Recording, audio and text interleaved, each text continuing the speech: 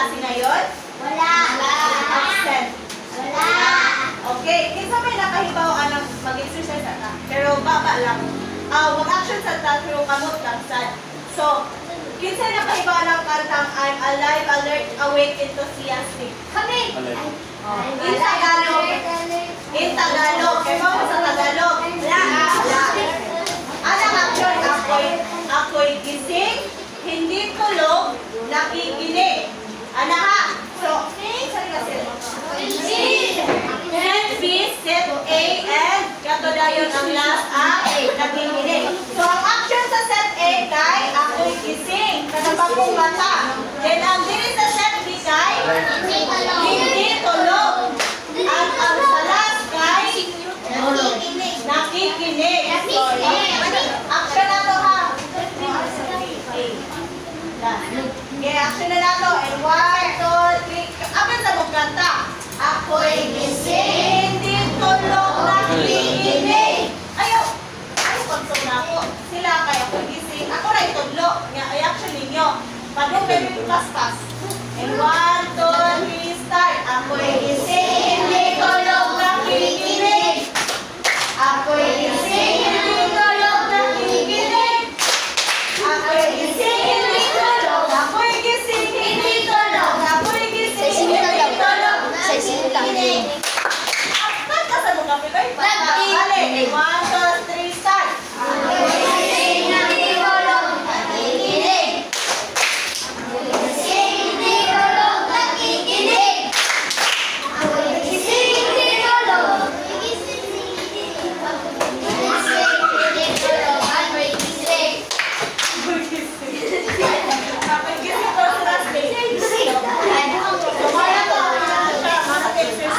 So, namin mystery box dire. Para ninyo sa isod ani. iPhone 15 game. Unsa pa?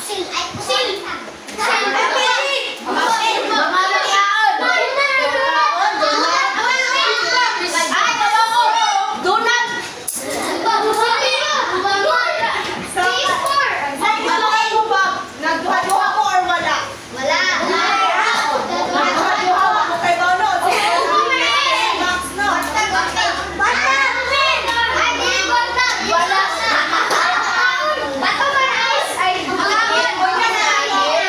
Unya na nato ablihan ang mystery box.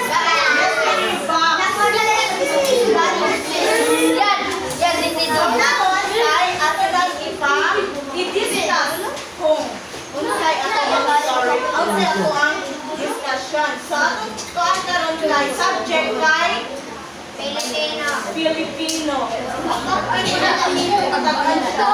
So nagduha si Vince kung unsay ato ang tuan karon.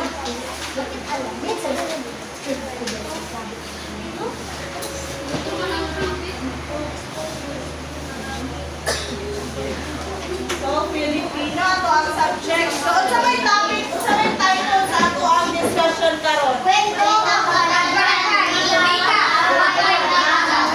Okay, kwentong kababalaghan sa wikang pang-abay na pag-agam. So, i-discuss naman ni Sir, i-review naman ni Sir last time. So, first, kay akdang naratibo.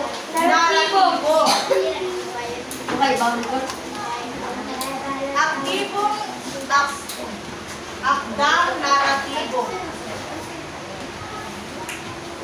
So first, kay kwentong kababalaghan. Kung saan din ang kwentong kababalaghan? Mga story nga. Para ninyo, tinuon na sila. Para ninyo, tinuon na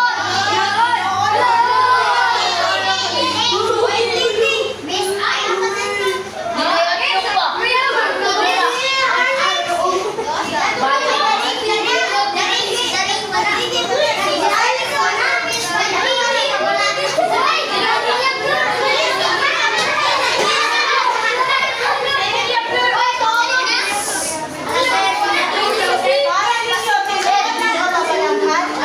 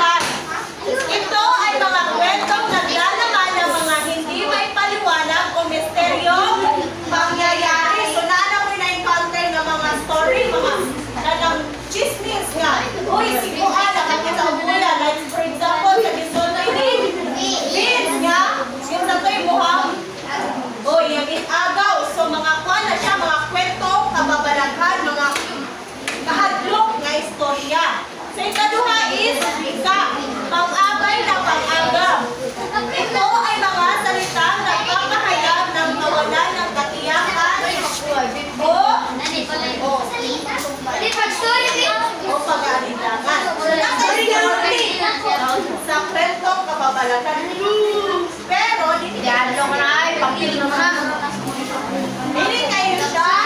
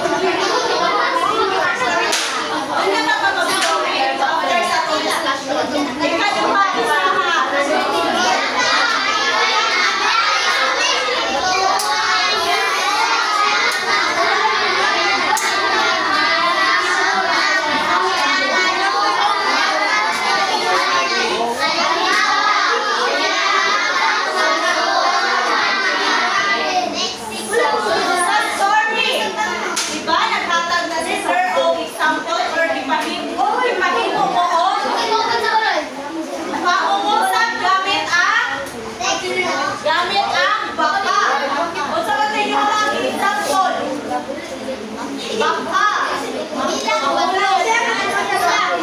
Oh, sakto si Joriel. Baka mahulog.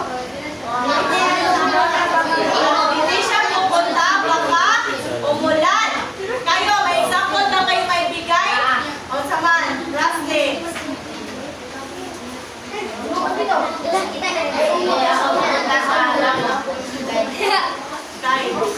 So, example na kita magbuha sa story.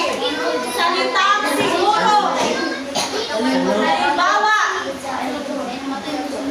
paano, may natin question din, paano nalaman ng kanino ang kanyang pangalan?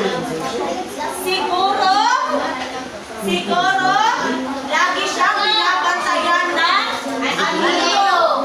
Siguro, lagi siyang pinapanood ng anino. Siguro, lagi siyang sinusundan kung saan siya pumupunta. Mga na siya ang habay na isa sa pangabay na pangagap.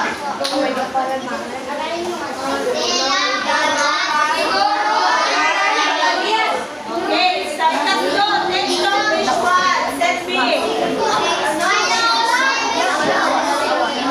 Masama ko.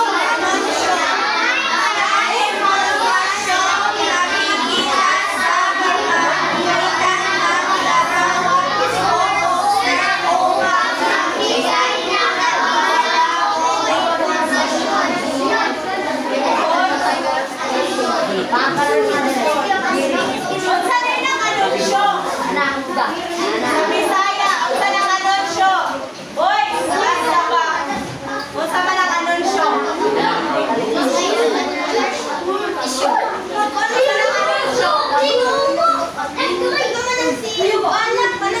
ang anunsyo ba sa Bisaya?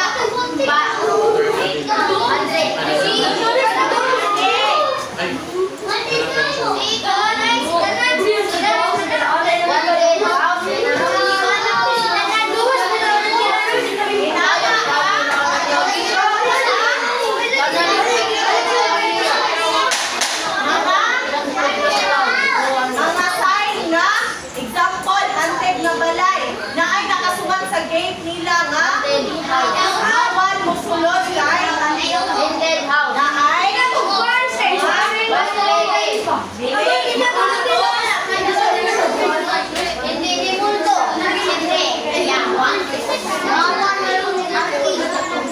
nasaktan ra sa kwento ng mga mga tekstong visual, nasaktan mo.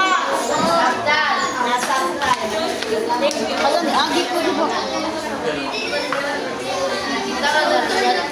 So, karon kay activity na sa lamoy.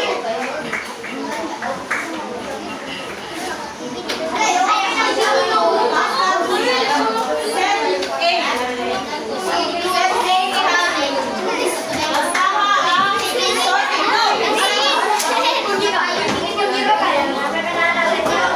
Asawa ang sorry. Ayaw sama ko. Sorry.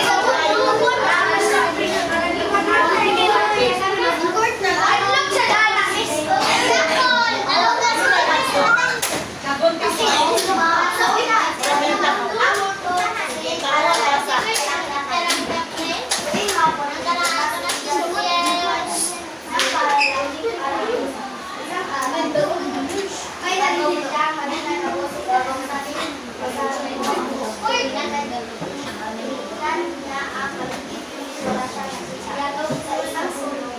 Uy, ring ko dyan, uy. Wala mo ring video. Asan mo na ito?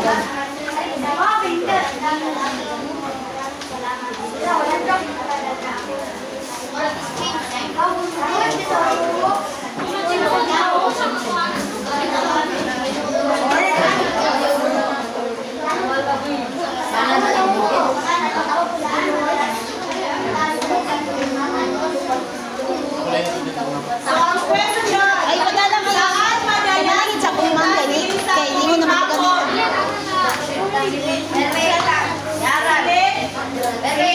Ano sa mga silitang latan?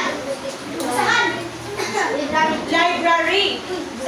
Second question. Ano ang narinig ni Lisa habang nasa silid sa aklatan siya? Ikaw na lang ito. Sino ba nabasa sa story, no? Okay, tatlo. Sino ang lumabas mula sa aklatan? Isang lalaki na? Kanino nga? Kasi makita nga? Tao. Or?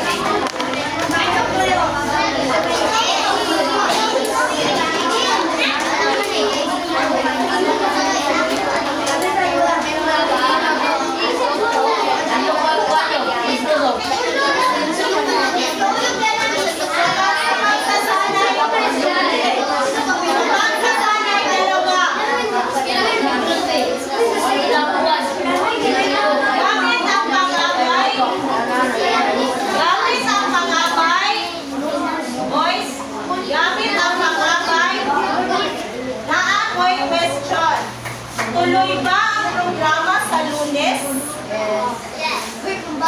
Miss Eliza Rotle? Siguro tuloy kung hindi umulan. Anong pag-akam na ang ginamit? Siguro. Correct. Second question. Bakit mahalaga ang anunsyo na ito? Binibining. Aileen.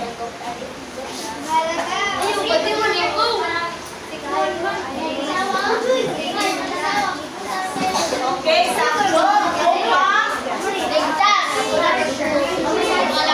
Mahalaga ang anunsyo upang tayo ay mas maging handaan, ligtas, sa importante sa diagnisia para di masaag o ano ang kakahuyan o ato mo kanang hindi tayo familiar nga lugar. So, ang set B na santa.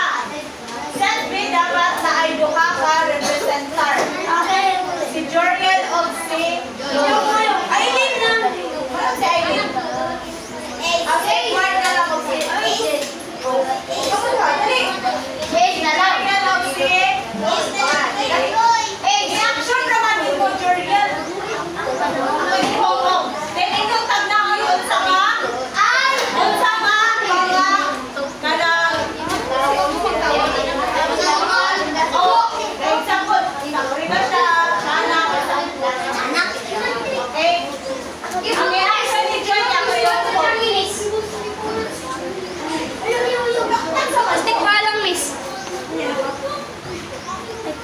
okay, in 1, 2, sige, go!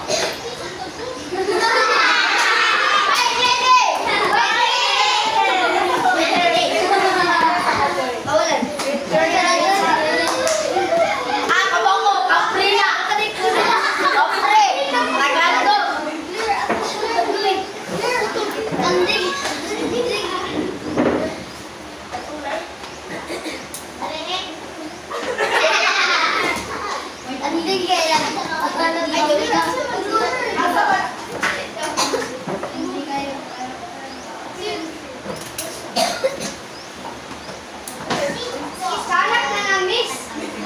Dalawang action ni Joriel.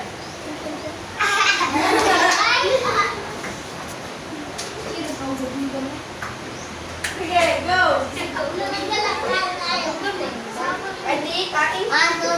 Action! Ilang ang balay. Reaction ng balay.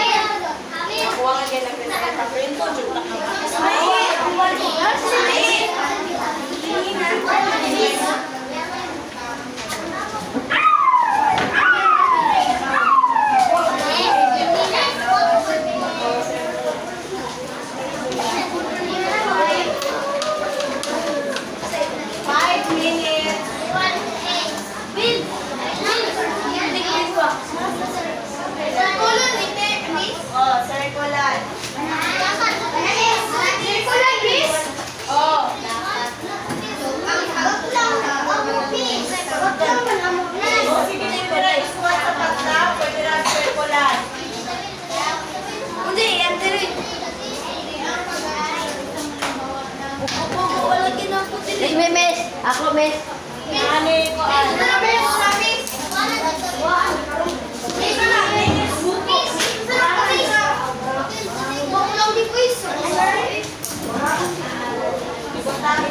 Butang ni naging pangalan.